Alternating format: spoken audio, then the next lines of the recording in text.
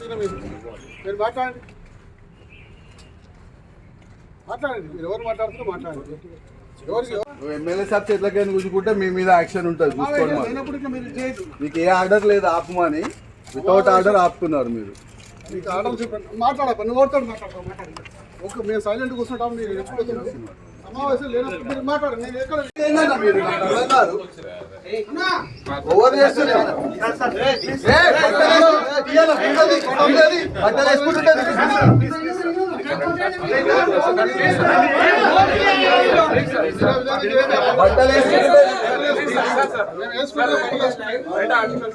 లక్షల రూపాయల ఖర్చు పేదవానికి మరి మధ్యతరగతి కుటుంబానికి భారం అవుతుంది.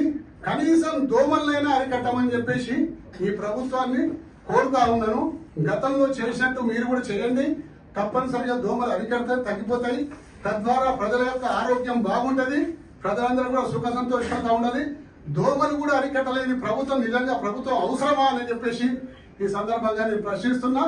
కనీసం నిరసన తెలుపుతాకు మేము ఈ దోమల నెట్టు తీసుకొస్తుంటే పోలీస్ వాళ్ళ దౌర్జన్యం, వాళ్ళు ఎటువంటి ఆర్డర్ కాపీ లేకున్నా కానీ ఇలా ఈ డ్రెస్ వేసుకోవద్దని చెప్పేసి మా మీద దౌర్జన్యం చేస్తా ఉన్నారు. అసెంబ్లీ సమావేశాలు అయినప్పుడు కొన్ని రకాల నిబంధనలు ఉంటాయి.